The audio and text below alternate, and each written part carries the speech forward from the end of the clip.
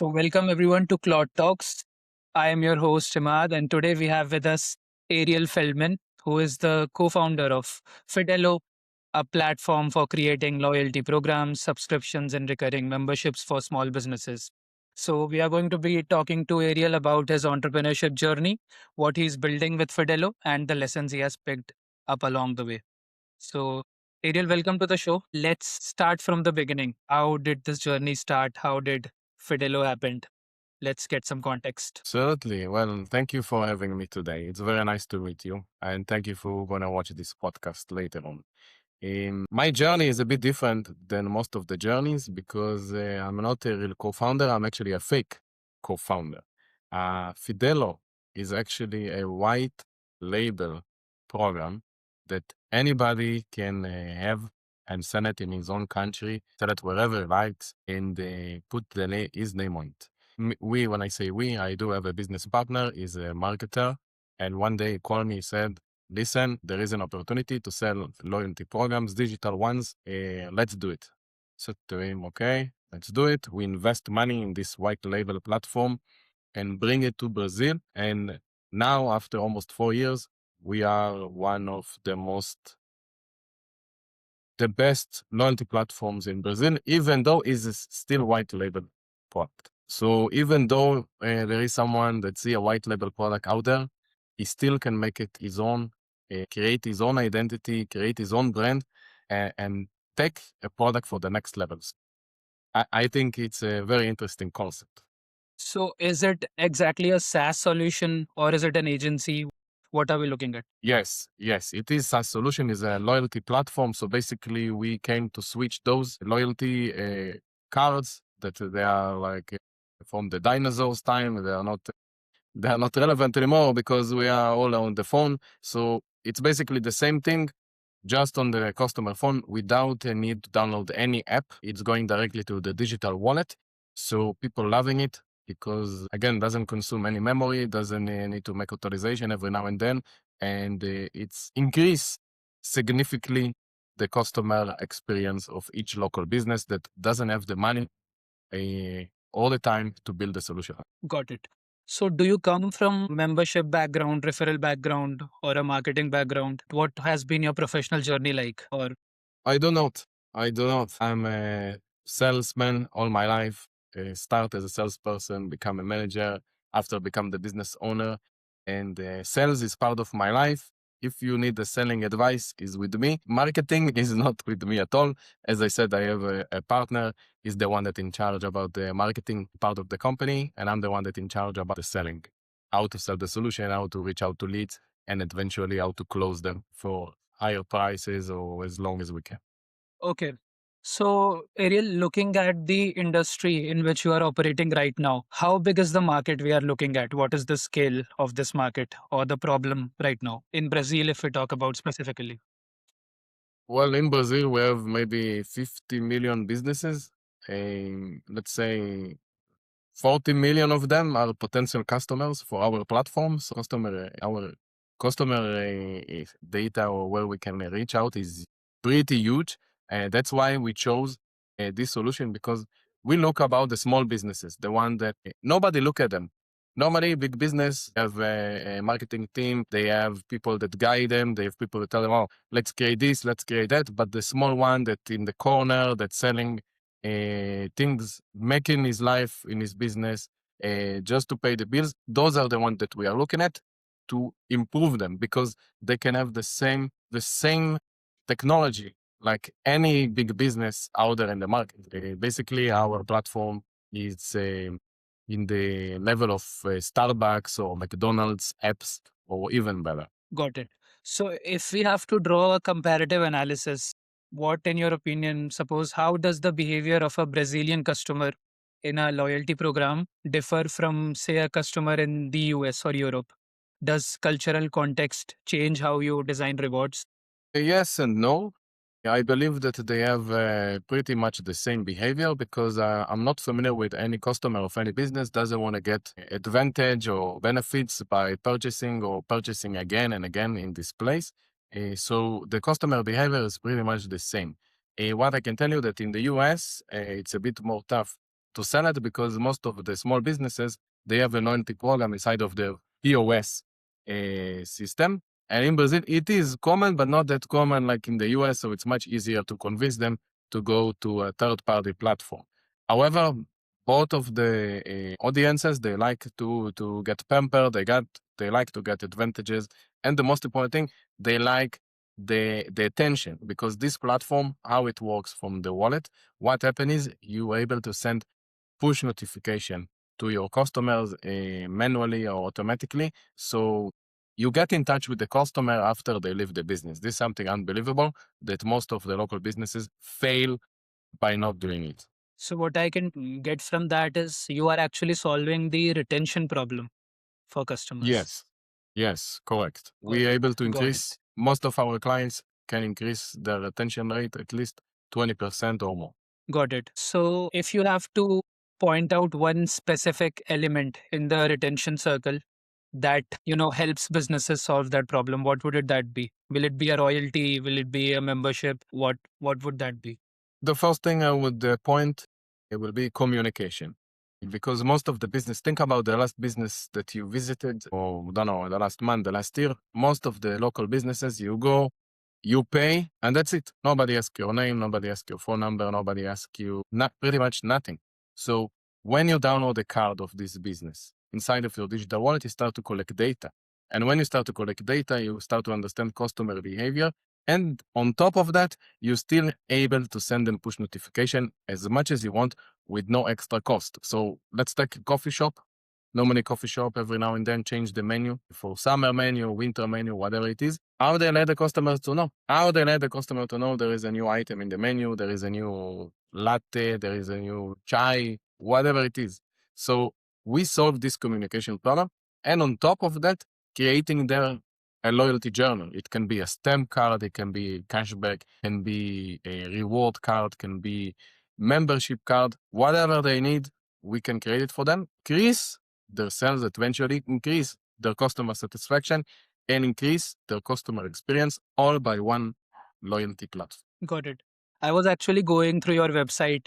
So I think you have content specifically for beauty salons and barber shops on your website. I saw that.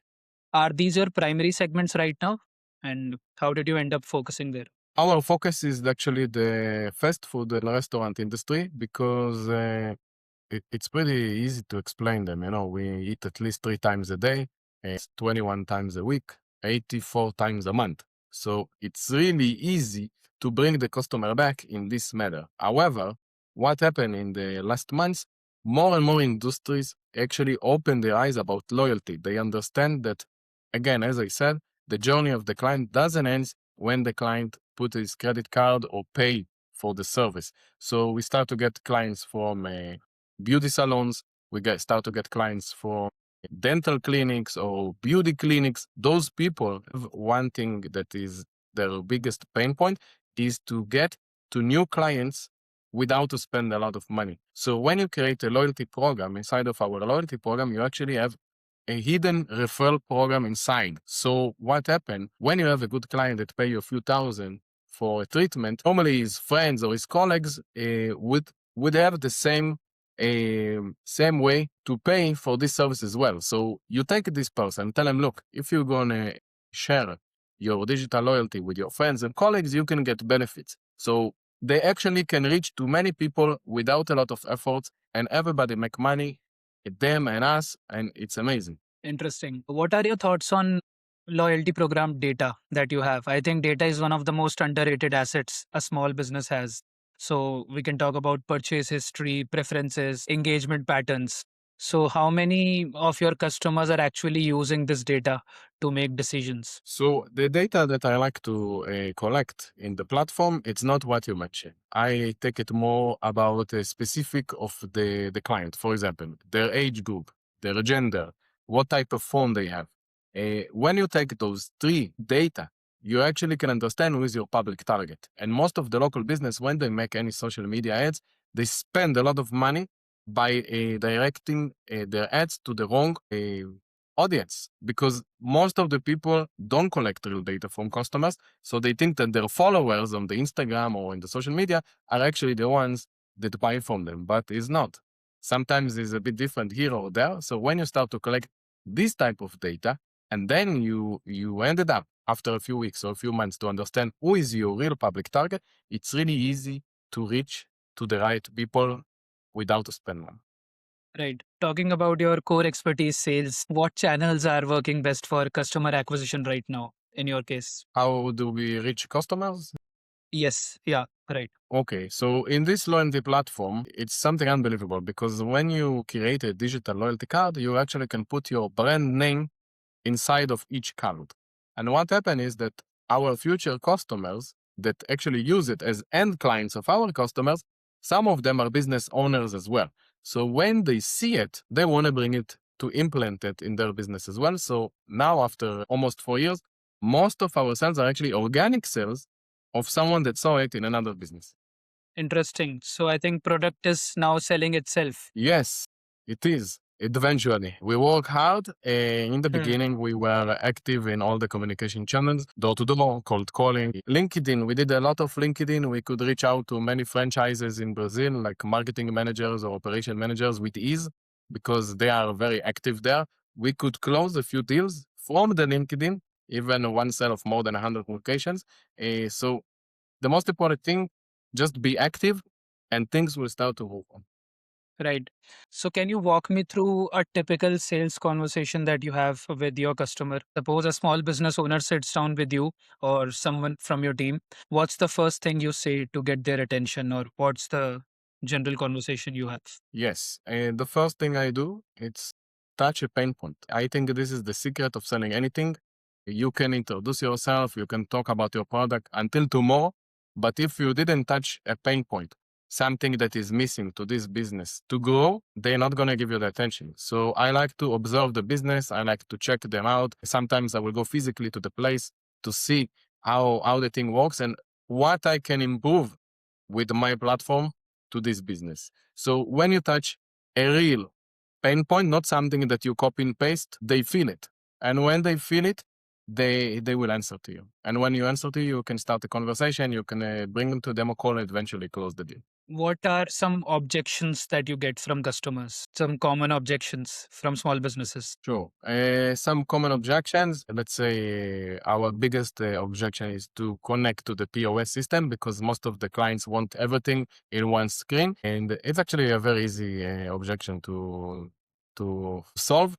Also, I get objection of it's too expensive or customers will not use it. It's really depends on the dynamic of the lead.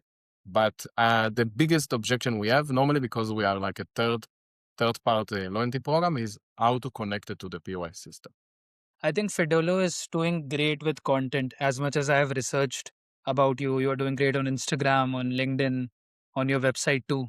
A lot of pain points are being solved through content. So, are you, as a founder, huge believer in content? Do you think content reduces the dependency on outbound sales? I think is important, not the most important thing, but we must to play the game because in the end of the day, when we reach out to a customer, he say to us, "Thank you for reaching out," and the first moment he's gonna have, he's gonna check out who we are, what we did, who are our customers, who is this person, where is coming from. So when we have content, it's showing more confidence to take a decision to actually because we are creating high quality content, some clients actually came because ChatGPT recommend about us or Gemini. Again, as long as you're going to create more content, you will increase the chance that people will come to you organically, and then it's easy sell when they come to you, and you don't need to chase after them. Right. Where is Fidelo going in the next 2 to 3 years? Deeper into Brazil or wider globally? Do you have any plans of international expansion? Honestly, our audience in Brazil, we have more than 200 million people. Okay, we have a lot of things to discover. It's like a small, not small, like a medium, big continent here. We do have a few clients in Portugal as well because we speak the same language, but we don't have any ideas to go outside of Brazil because my business partner speaks only Portuguese, and we are good where we at. Like if we can increase our sales maybe 2 or 3 times more, we're gonna have already a good life, and we can go to the beach every day. And what are your thoughts on this industry in general? Do you think this industry is going to evolve with the emergence of agentic AI, generative AI? How it's going to shape this loyalty industry at large? Yes, so I believe we're going to have more competitors. However, it's not going to be the same quality. So if a customer want to have a cheaper solution, that's fine. It actually happened to us something like this last year, that a lot of people complained that our price is too high. So as a commercial CCO of Fidelo, because they started complaining the price too high, so what I did, I make it higher, because you need to understand your audience. If they are asking for cheaper product, they can go to buy cheaper and buy it everywhere. But when you start to create customers with quality, that you know that eventually they have friends or colleagues that can bring you more clients that going to pay the price you deserve. So sometimes it's better to have less customers, but they're going to pay more. I think reducing the price is the race to the bottom. This for sure. Oh, always more Okay. expensive. So, what suppose you have to give an advice to a 25-year-old who wants to build a SaaS company in an emerging market? What would that advice be? One advice or a few advice? So what this advice would be, take actions. Because some people think that if they build a tool that is amazing, that it solves problems, that people need it, people will come to them. But I'm sorry to tell you, in the beginning, it's very tough. You need to take actions. And if you're not going to take actions, or nothing will happen, or will not get the rhythm you would like to. So don't afraid to take actions, don't afraid to fail, don't be afraid to make mistakes. And the most important thing, when you take action, learn from it and understand that it's a journey. And when you will understand where to invest your energy, keep it. When you understand that to do something that doesn't work, eliminate. It's not complicated. Great. What do you know now as a founder that you wish someone had told you on day one? It's a tricky question. I need to think about it. If someone could guide me, like what to avoid and where to spend my energy, I think I could reach to where I am at much faster. I do help to some people to sell sometimes, and I see that they increase very fast because immediately I can see what they are doing wrong and eliminate it. Sometimes we don't understand what we are doing wrong and we keep doing this again and again, and then we are losing another week, another month, or semester. So once you understand what is the right way and where to invest your energy and your action, then to go up is much easier. Right.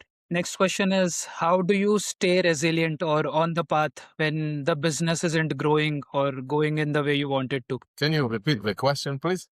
The question is, how do you stay resilient when the business isn't growing the way you want it to? How do you stay composed on path? How I stay focused and not, Right. well, When we things are not know, happening. Yeah. yes, we know that the business is not a status quo. You know, 1 month can be good, the other month can be bad. It's not my first or my second business. And must to stay calm. You must understand when you are doing well, then is it time to maximize your profit. When you see that the customers or the market is a bit slow, you can slow down as well. You don't need to put your head against the wall and try to change the world.